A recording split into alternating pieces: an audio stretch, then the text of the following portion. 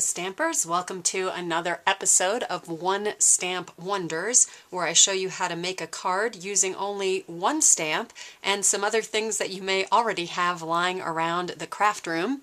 Today we're going to be making this Live, Laugh, and Love card using Marina Mist ink. You're going to need a piece of Whisper White cardstock. This one is 4 1/4 by 11 inches, and I just scored it and folded it in half. You're also going to need the Live, Laugh, and Love stamp, which comes from the On Your Birthday stamp set. You're going to need your Marina Mist classic stamping ink. You're also going to need your paper piercing tool, also your two-way glue bottle, and if you like to be a bit exacting with your stamping, we're going to use the Stamp-A-Majig. And finally, the last thing you are going to need is this little genuine brad from the Hodgepodge hardware set. So with all of those things, let's get started.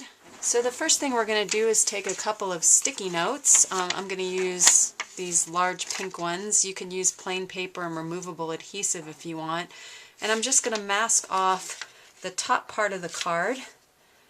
So about, I don't know, 3/4 of an inch down from the top of the card. And then I'm also going to mask off the bottom of the card, so leaving about 1.5 inches of an opening or so. I'm going to open that up just a little bit bigger. And make sure that that's pretty straight. And I actually like to use a little bit of removable adhesive just to adhere down the mask, so that it's not popping up while we are stamping. And that looks about even. It's hard for me to tell when I'm not right on top of it. Let me move this down just a touch.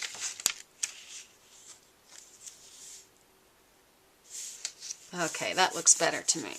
So the first thing that we're going to do may seem a little bit strange, and it may give you inky fingers, so you're going to want to have a baby wipe or a paper towel nearby with some Stampin' Mist to clean your fingers off. But we're just going to open up our Marina Mist stamping pad, and we are going to take our paper piercing tool, and you want to be careful with that little end. But what we're going to do, this is what's going to form our first stamp. We're going to ink up our paper piercing tool, and this is where your fingers can get inky, is, you know, along here where it picks up ink. And then you're just going to come here to the masked area, and you're just going to roll up.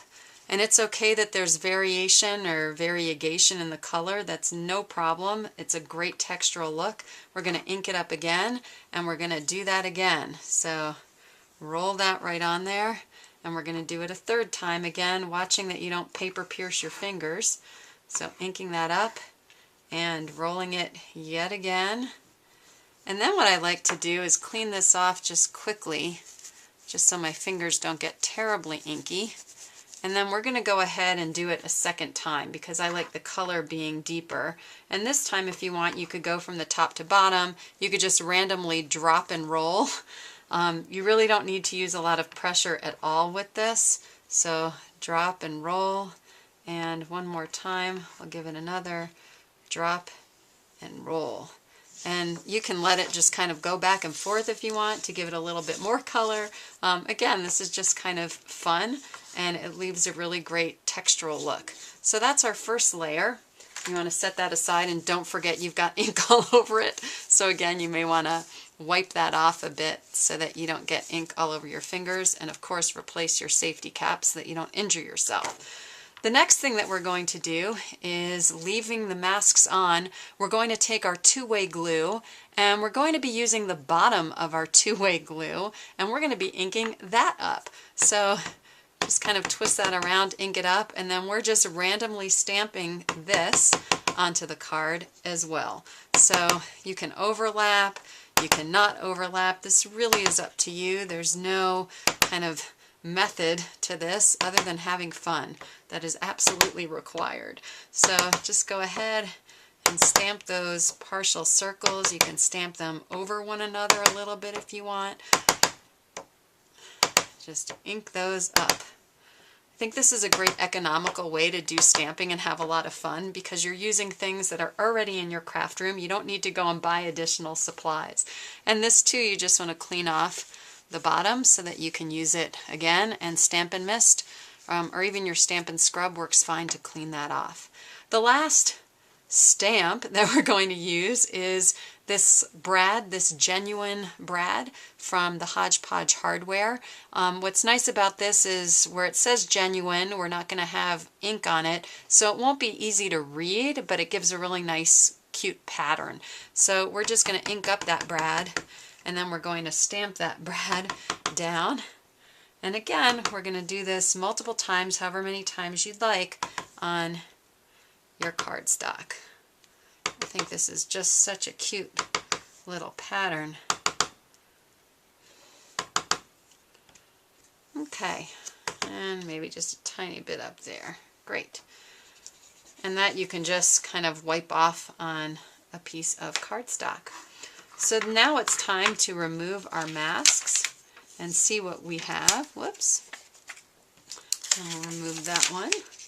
And then you may want to use your adhesive remover just to take off that additional adhesive that you used to stick that down with. Okay, and then last but not least, we're going to use our Stamp-A-Majig for our greeting. So let me pull that out and align our imaging sheet right in the corner.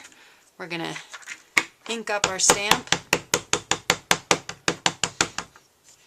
and stamp it onto the imaging sheet right in that corner. We're going to bring our card back in. We're going to line things up where we would like them. And I like to make sure that the Y of the birthday is still on the card. And put our corner right back in there. Ink up our stamp again.